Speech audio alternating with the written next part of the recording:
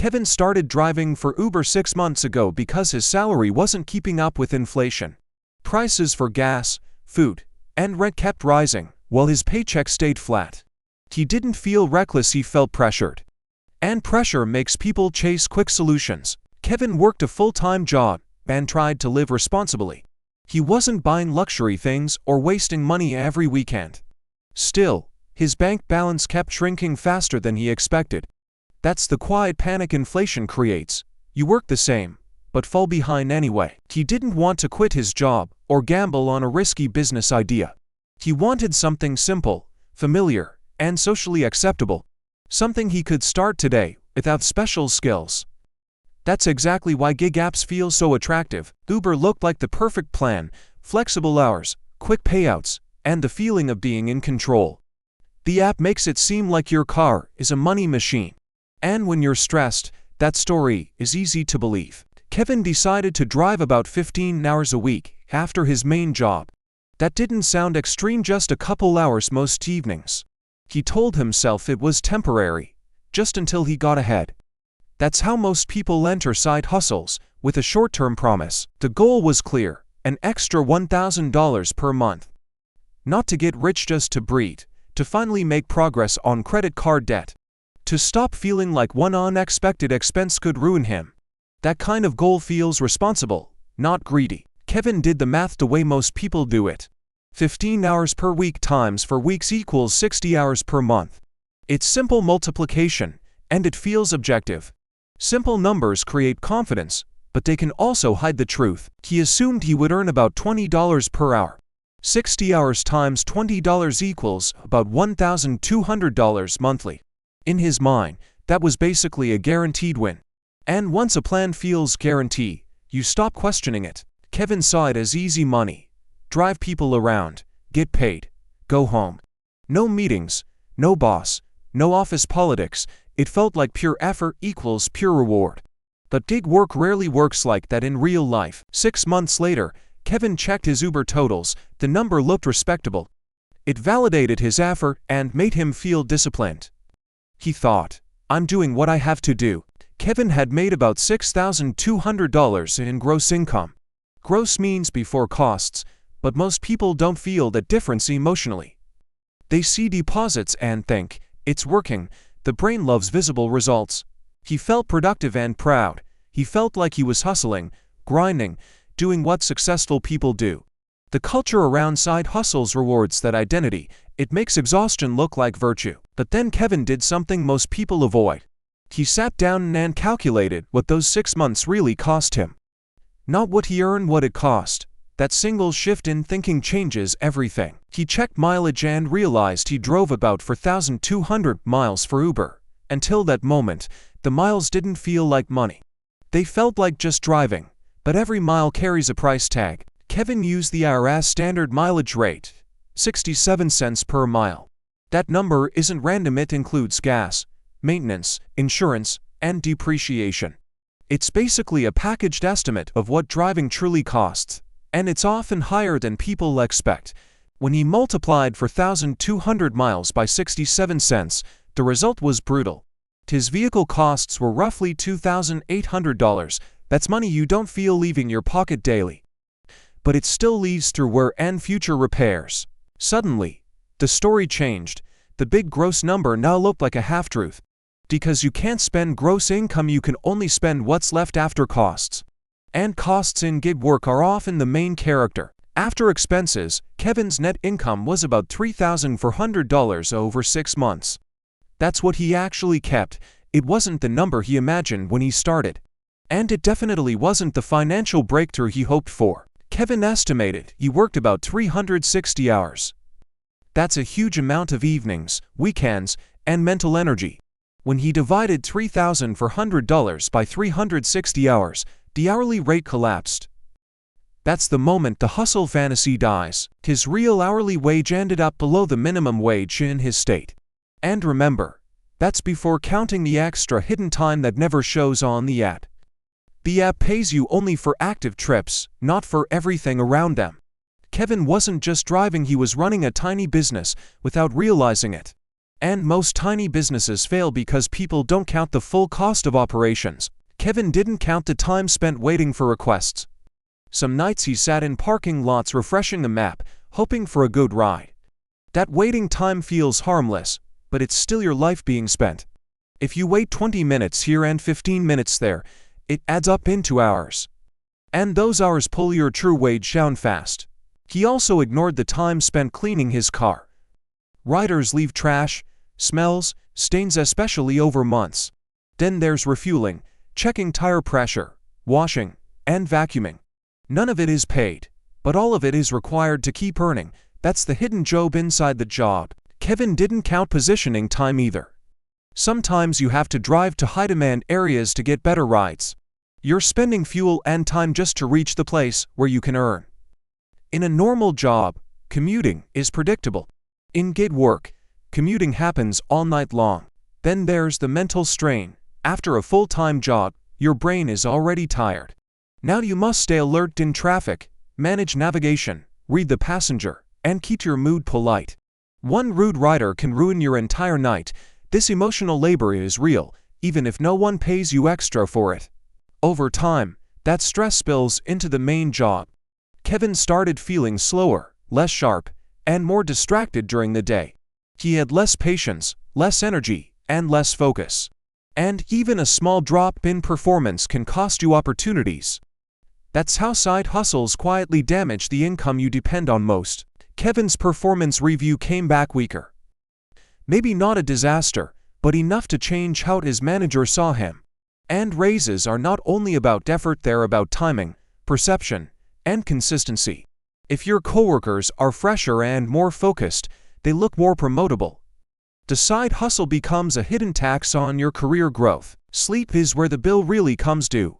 Driving late means your nervous system stays active longer. Then you try to fall asleep fast, wake up early, and repeat. That cycle destroys recovery, and without recovery, your body starts collecting damage. Chronic sleep deprivation weakens your immune system. It increases irritability, reduces memory, and makes simple tasks feel harder. Kevin eventually got sick and lost an entire weekend. That's not just lost money, it's lost momentum, and momentum is what side hustles depend on. He didn't account for recovery time. When you're sick, you don't just lose a day, you often lose several days of energy. Your main job suffers, your mood suffers, and your relationships suffer. This is the interest rate on overwork. Eventually, you pay it. Relationships also take a hit. Kevin canceled date nights because surge pricing felt like a rare chance. The relationships don't care about surge pricing. They care about presence, attention, and reliability. When you break those repeatedly, trust erodes. And rebuilding trust costs more than money. After 3 weekends in a row, it stopped feeling like a one-time exception. It started feeling like a pattern. Kevin was there, but not really there. Many people don't realize a side hustle can quietly become a relationship stress test. And most relationships fail stress tests eventually. So yes, Kevin made $3,400 net. But he traded months of time, energy, and peace for it. He lost sleep, focus, and moments he can't buy back. This is why side hustle math must include life costs, because money is not the only currency. And Kevin is not alone. He's the rule, not the exception. Most people enter gig work with the same logic and the same blind spots. They don't count what doesn't show up as a direct bill. And platforms benefit from that confusion. My name is Edward, and I spent the last month studying why side hustles often produce more hours and less wealth. The answer is not that people are dumb. The answer is that the system hides the true costs. And if costs are hidden, people can't make good decisions. This is what I call the side hustle squeeze. It's when extra work feels like progress, but the numbers don't actually move. You see activity, not results. You feel busy, not richer. And the longer it goes, the harder it is to stop. Here's the uncomfortable truth. Many side hustles have negative returns when you count everything. Not just gas and taxes, but time and recovery. The headline number is designed to attract you. The full number is designed to be ignored. A lot of influencers talk about side hustles like they're automatic wealth. Just work nights and weekends, just grind a little more, But that advice often ignores the reality of exhaustion. Exhaustion changes your decisions, and bad decisions compound. According to a Bankrate survey, a large part of adults have side hustles, and the average extra income sounds impressive. But the key word is reported. People report deposits, not net profit. They report the bright side, not the true cost. That's exactly how the squeeze survives. Delivery driving is a perfect example. Apps advertise $20 to $25 per hour in gross pay. But that's not what your body or your car experiences. Your car experiences miles, your body experiences fatigue. And your bank account experiences the leftovers. When you subtract fuel, maintenance, and insurance, the number drops fast. When you add payroll taxes that gig workers pay themselves, it drops again. When you include unpaid time between orders, it drops even more. That's how $25 becomes $12, then $10, then single digits. Depreciation is the silent killer. You don't pay it today like a bill, but you pay it later when the car dies early. If your car is meant to last 200,000 miles, extra driving burns through that lifespan faster. You are trading your car's future value for small payments today. It feels like income, but it's also liquidation. Freelancing looks better on the surface. Someone says, I charge $50, $75, $100 an hour. But the hidden problem is unpaid time. You don't get paid for client hunting, proposals, messages, scheduling, revisions, and invoicing. When you count that time, the hourly rate gets cut in half. Then taxes hit. Self-employment taxes and extra expenses bring the real number down further. Many people switch from a salary job with benefits to freelancing and think they got a raise. But once you include benefits, stability, and taxes, it can be a pay cut disguised as freedom. And visible costs are only step one. The bigger costs are invisible: opportunity cost, health cost, and cognitive cost. These don't show up in your bank app, but they show up in your life. And they often cost more than the money you earned. Opportunity cost means what you give up by spending time on low-return work. If you net $8 an hour after costs, you might feel at least it's something, but what if those same hours could raise your main income long-term? What if learning a skill brings a 10 to 20% increase over time? The question isn't did you earn money, it's was it the best use of your time? Health cost is brutal because it arrives with delay. You can grind for months and feel fine, until you suddenly crash. Less sleep, less movement, more stress, these things accumulate. The bill comes later as sickness, burnout, or chronic problems. And that bill is always bigger than you think. Cognitive cost is the silent drain on your future. Managing a side hustle adds dozens of decisions every day. When to work, where to drive, which orders to accept, how to respond to messages. Decision fatigue makes you less creative and less strategic. You end up too tired to plan your escape. That's why people can feel busy but not better off. They're working in their life, not on their life. They're stuck reacting, not building. The hustle feels productive because it fills your calendar.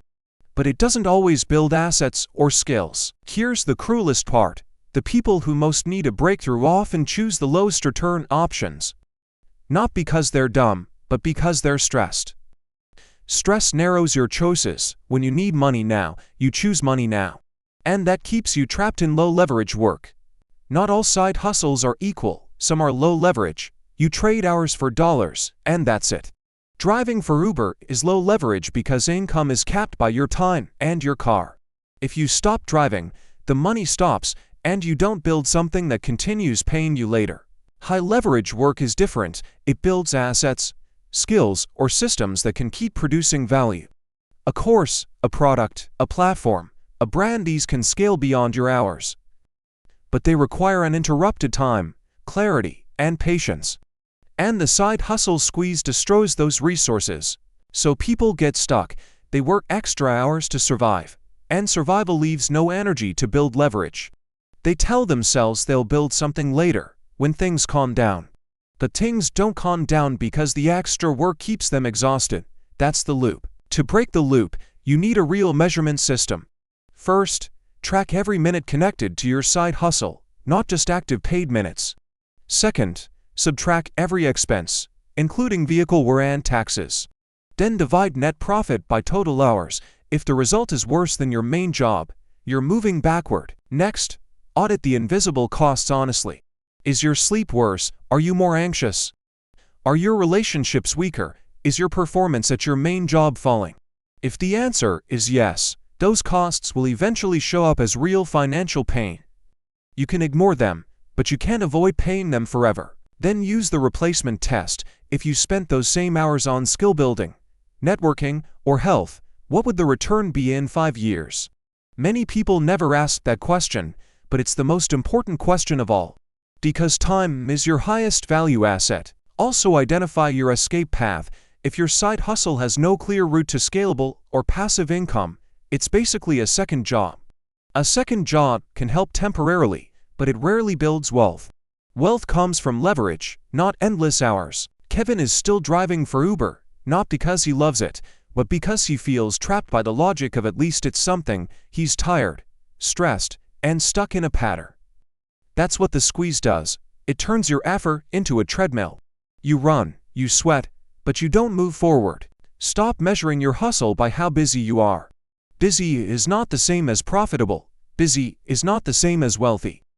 Start measuring what you're actually building: skills, assets, systems, and opportunities. That's the only type of hustle that changes your future. If this message hit you, it's because you felt this squeeze yourself. You felt tired but still behind. You felt productive but not richer. The solution isn't shame, it's better math and better strategy. Once you see the true numbers, you can choose a better path. If this video helped you, subscribe and hit the like button. It tells the algorithm to show this to more people who need it. And if you want, I can make a follow-up video on high leverage alternatives that actually build wealth over time.